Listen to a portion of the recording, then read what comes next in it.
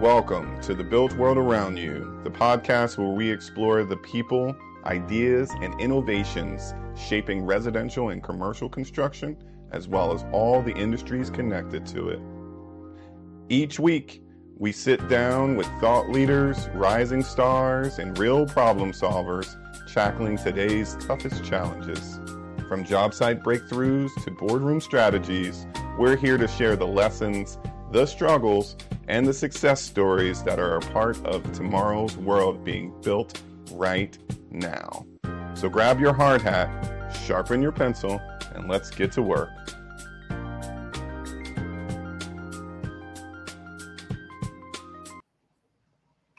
Welcome to the Built World Around You. I am your host, Bobby Thompson, president of Thompson Group Ventures. And today we are so honored to have Victoria Ballestero. I will tell you that she's been everywhere that you would want to be as an event, supporting the movement of bringing more housing to Maryland. She is a civil engineer. She is an all-around thought leader and subject matter expert as it relates to housing. I'm so excited to have her on the show. She works with us at the Maryland Building Industry Association in so many levels. So everyone get excited for Victoria. Hi, Bobby. Hey, how are you? Great. Thanks so much for having me on the Built World Around You podcast. I'm excited to spend the next half hour with you and your listeners. Same.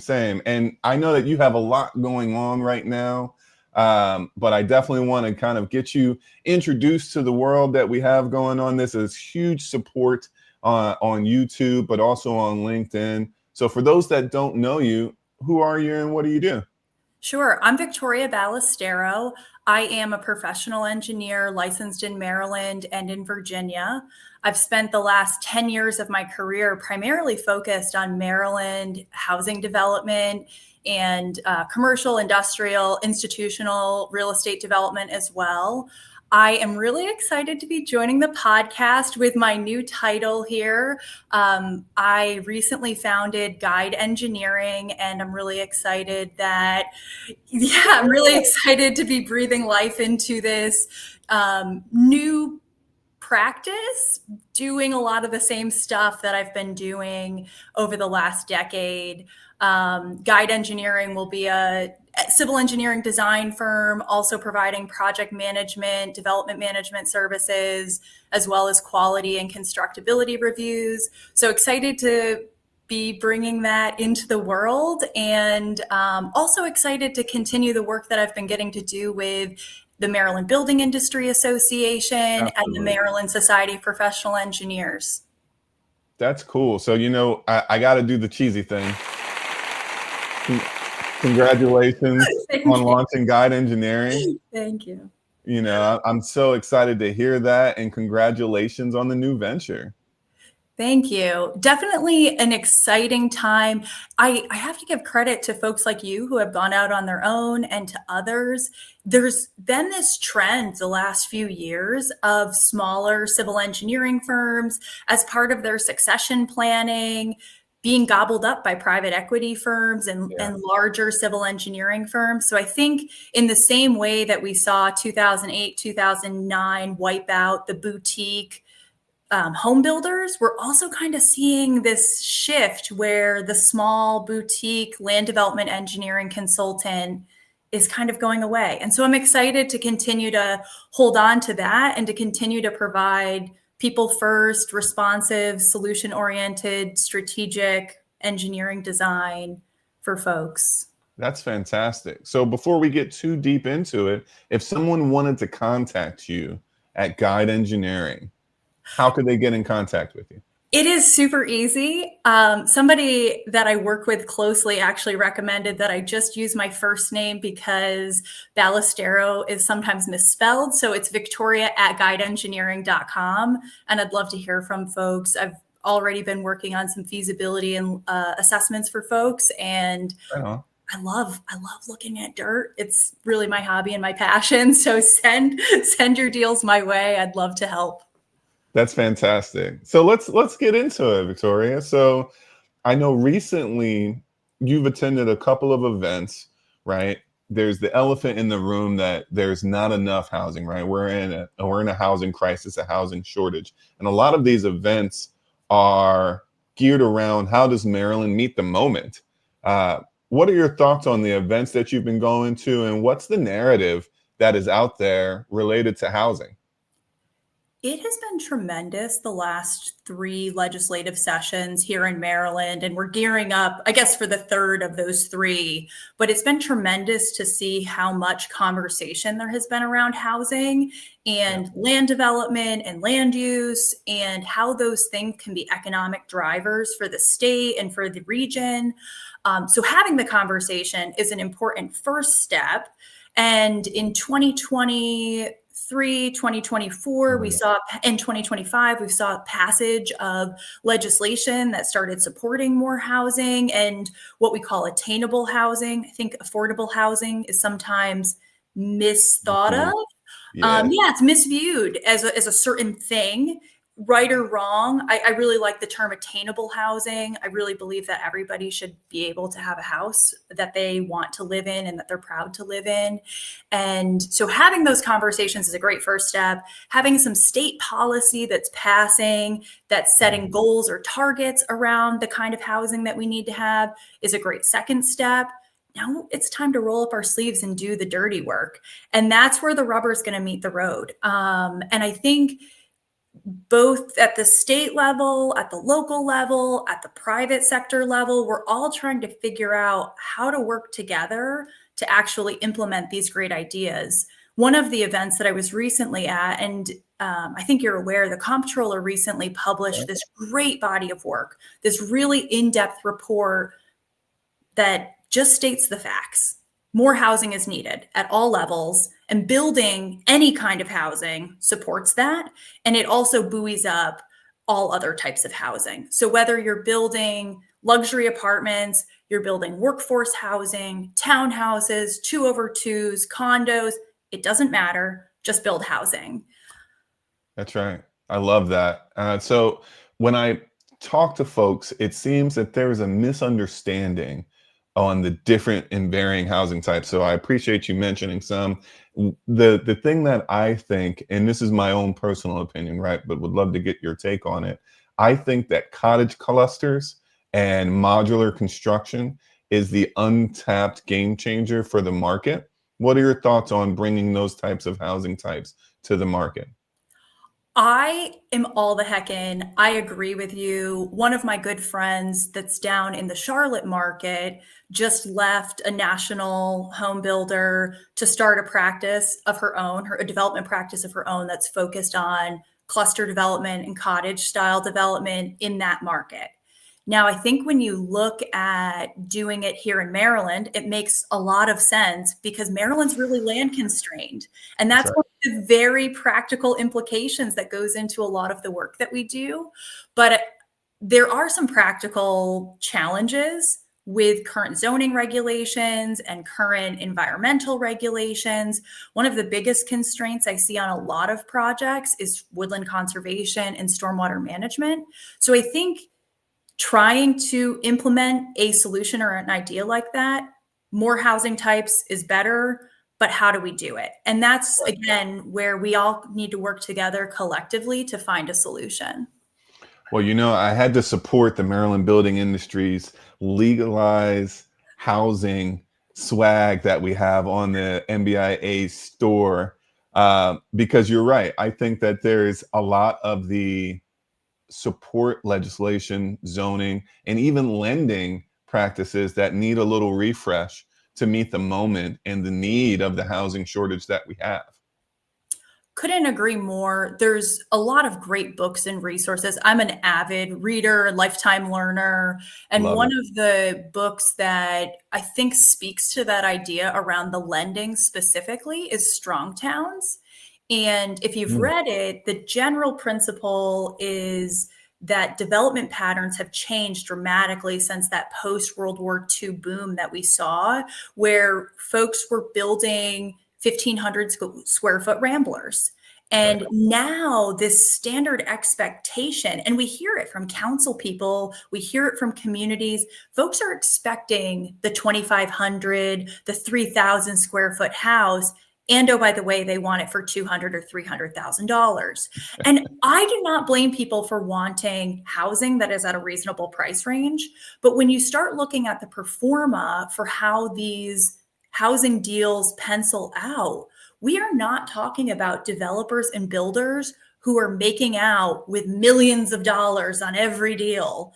I That's mean, the right. margins are actually quite thin. And that's a branding and a marketing issue that the home building industry really needs to tackle, because the education around that is really important. But kind of going back to the strong towns idea, the idea used to be to build the 1,500 square foot house that you could afford, build Right. it on a lot maybe slightly bigger than you immediately need. And then over time, you can get loans or you can bankroll out of your own pocket, building and expanding your house to fit your family's needs. And maybe those needs include some commercial uses, putting a small store or a small bakery on your home. And I think things like that kind of get missed in modern lending and also get missed in modern zoning. No, I agree with you wholeheartedly. I think you hit on something that's a great misconception as well, is that the folks feel like, and I think there's a narrative out there that the big bad builder is running away with all of these extra dollars, when really, and there's a lot of studies that have been published to this point, there's a lot of fees and a lot of dollars that go into building homes that folks don't truly understand or aren't even aware about. We're talking all of these upfront fees. We're talking impact fees. We're talking land development fees. None of that is related to the sticks and the bricks, which is what a lot of people just only see in their mind's eye. So I think as an industry, like you said, we owe it to ourselves to kind of educate the folks out there and say, hey, this is what it really costs. And I know that MBIA has done a great job of doing that, but it doesn't stop with just the MBIA. I think we need an echo chamber from all the folks in the industry saying these facts, sharing these studies, so that way we can talk and inform the legislators as well as the general population of what's going on in the world around us. What are your thoughts on that? I think that it's easy, because we work in dirt, to forget that the business that we are working in is incredibly complicated. When somebody says, I want a house, getting that house to be built and to be turned over with a use and occupancy permit and water that works and sewer that works and lights that can turn on, it is part of this incredibly complex ecosystem, starting with a land seller that has reasonable expectations for their land, starting with brokers and realtors. You've got builders involved, developers, architects, attorneys, engineers. And when we talk about engineers, we're talking civil, structural, traffic, Right. MEP, like geotechnical. You've got policymakers, you've got citizens, you've got funding, inspectors, suppliers. I mean, it is this insanely complex system to bring one house to the market. And so I think when we think about housing, we need to realize that it's part of this complex system. And we also need to realize that part of that complex system is this like checks and balances system that includes community engagement. It includes adequate public facilities assessments. We're not bringing a new house to the market without Mhm. looking at how that impacts traffic in the area, how that impacts schools in the area, how that impacts water and sewer capacity or fire and police response times. All of those pieces are evaluated. And that is also part of the compounding effect of the cost that we see on the house that ultimately goes to a consumer. Absolutely. Absolutely. And then to layer on, obviously, then we have those jurisdictional guidances that are adding dollars to the home by way of pattern book, architectural elevation elements like full front brick or three-sided brick in certain jurisdictions here in Maryland that just add costs to the home. that the buyer may or may not want, but not even realize that the reason why it's included in certain counties is because the builders are forced to do it. And so it's not that the builder decided, hey, you know what, let's do a lot of brick here in this county. No, a lot of that is coming as a decision being made from other parties that is impacting the market and the attainability of those products. I'm seeing So it right now with a policy called universal design, which that's is right. actually this hyper intense form of accessibility. Universal design is one thing. The way that this particular legislation, which has passed and is now the law, Hmm. has been presented is actually a really hyper accessible design, which is great. There are certain home buyers who need this kind of design, but it's not every home buyer. And it does change the game for our ability to deliver on low income housing tax credit projects, which are what go in that affordable and workforce housing bucket. But it also will impact market rate housing, single family detached housing, townhouses. And so working with legislators to understand what they're trying to accomplish and then working with them to create policy that can align with that in a way that also aligns with those unseen forces of macro and microeconomics and supply chain and consumer demands and things like that is really important. I love that. I think you hit on something that when we make the statement "housing for all," what that really means. You can't silver bullet housing for all. There's so many pieces of the pie that need to be included, and so when you mandate a specific thing like universal design across a large swath of a jurisdiction, it limits the different housing types, funding types, building types that can be utilized. And that's not really housing for all. That's housing for a specific demographic or a specific type of house. And that's not really moving the needle because now you don't get the ability to meet the folks that want to buy or need to buy, can actually afford or even want to buy. And so I think that you hit the nail on the head there. Universal design, age in place design, housing is a slice of the pie, but it shouldn't be what is guided as the only way. Agreed. So, small pivot then. So, you've been in the industry, right? And we've just celebrated your new company, your new venture, but we're really always talking about the people that speak our names in rooms that we're not in. So, if you can, for the audience, think in your mind who that person is for you that's made the hugest impact in your career. Would love to know who they are and what did they do for you. It is so tremendous to me to think about all of the incredible folks that have been mentors to me over the years. I have been the beneficiary of a lot of people for reasons I will never understand who believed in me probably before I deserved to be believed in. Because you're awesome. But hands down, one of the folks that I attribute to my success at this point in my career is David Thaler. I met David Thaler while I was in college. He's an engineer in Baltimore County, Maryland, owns his own firm. And he's the reason I moved to Maryland. He's the reason I fell in love with Maryland because it was the belly of the 2008, 2009 financial crisis. I Mm. got an internship in West Baltimore, didn't know where it was on a map, moved here and never looked back. And I learned a ton about engineering. I learned a lot about being involved actively in industry. I learned a lot about the business of how engineering works and the business of how land development works. And I think that that is the competitive edge in being an engineer in this space is understanding how our clients are making money, understanding how our clients are delivering the products that they are.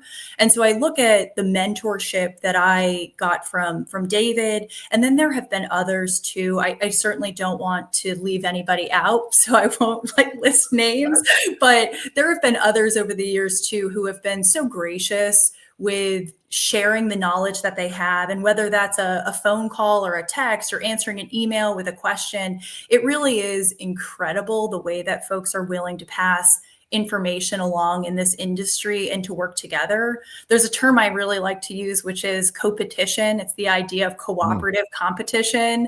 There's so much work happening that I feel like there's the ability for us all to work together and share information, share resources to really be able to deliver the best products to market. So that's a little bit about that. Oh, I'm stealing co-petition. That's that's something that I think everyone can get behind because there's enough for everyone. Yeah. And I think that the Maryland Building Industry Association really does a great job of, as an HBA, making sure that the resources that are available to everyone. And we just really share best practices and support each other, for the real goal, which is to provide housing for the market, right? So I love that. And shout out to David Thaler. I don't know if you knew this. He is a mean bagpipe player. I did. I have heard the bagpipes many times. He's also a tuba player. So Oh, see, I'm learning something new every day. I love it.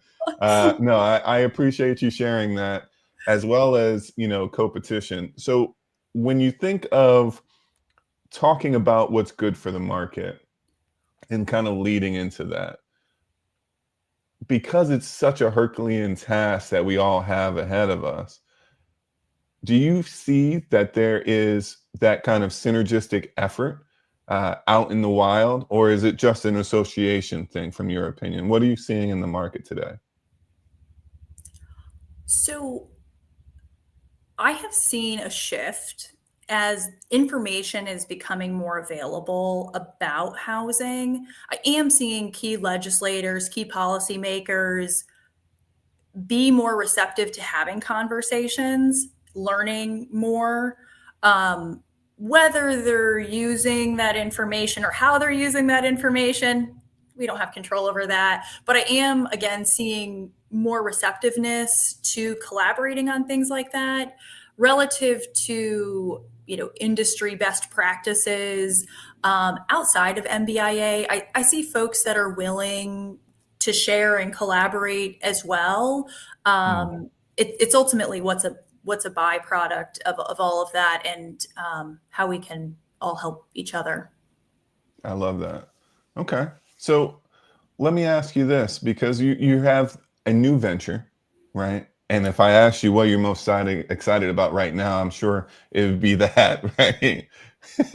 But where do you see guide engineering in the next 3 years? What is the footprint that you're looking to have, or the impact that you're looking to have?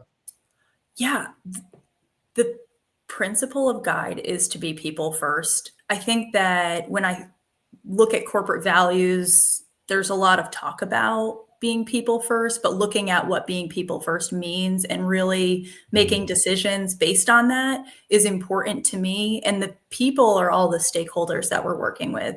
It's our clients, it's the places that we're building, it's the people that are working on the immediate teams that we're on.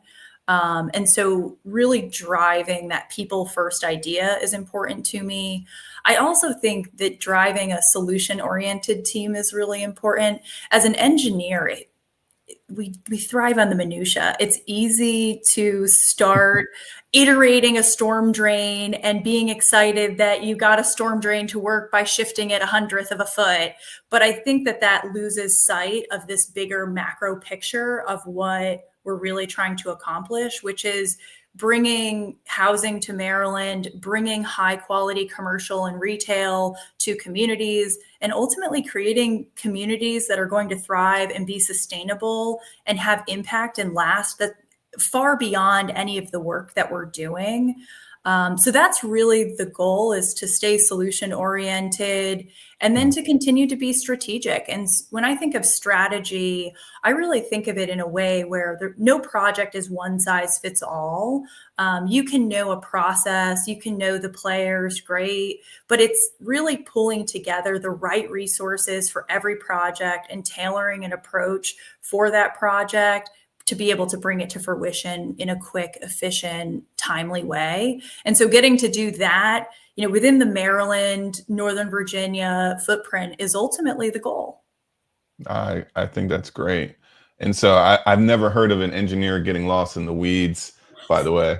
I've never heard that That before. was a little shady, but it's okay. Never have I ever heard of an engineer getting stuck in the details. That's No, great. I appreciate you sharing that and taking the time to hang out with us today.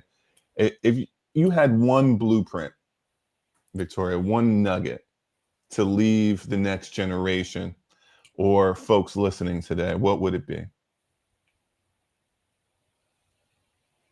If I had one thing that I wanted folks to take away, it's that you can make a difference.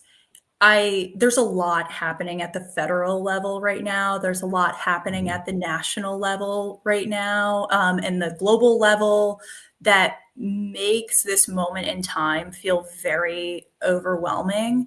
But when we're talking about providing people with housing, or we're talking about providing people with a medical office building so that they can go and have a treatment done, or we're talking about bringing a grocery store to the market, that's important and meaningful work.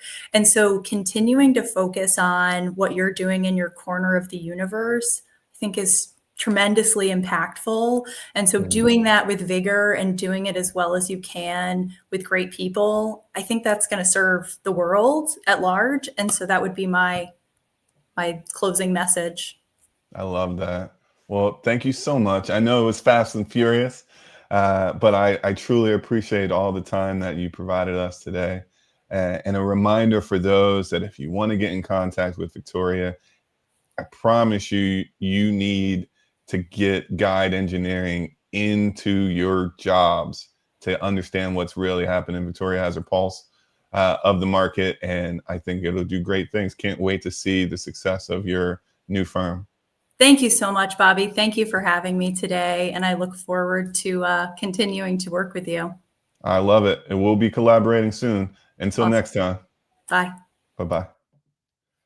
All right, folks, that's another episode with another thought leader. I promise you that we're going to keep it going on a weekly basis. And now, what you owe to yourself is to engage with these folks. Like, comment, share, but definitely connect with them on LinkedIn, connect with them on all the applications that you see the folks resharing and reposting, because what it does is it actually gets the messaging out there further, and it engages for future conversations and future hosts or future speakers out there to jump back into this content world that we all live in and put great content out that could be used by all.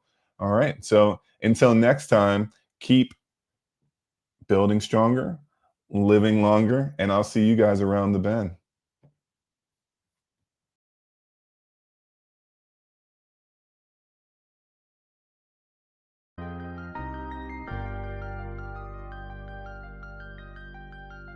Thank you for listening to The Built World Around You.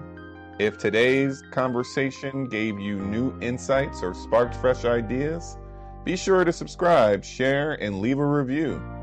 It helps more builders, leaders, and innovators join the conversation. Until next time, keep building smarter, leading stronger, and shaping the world around you.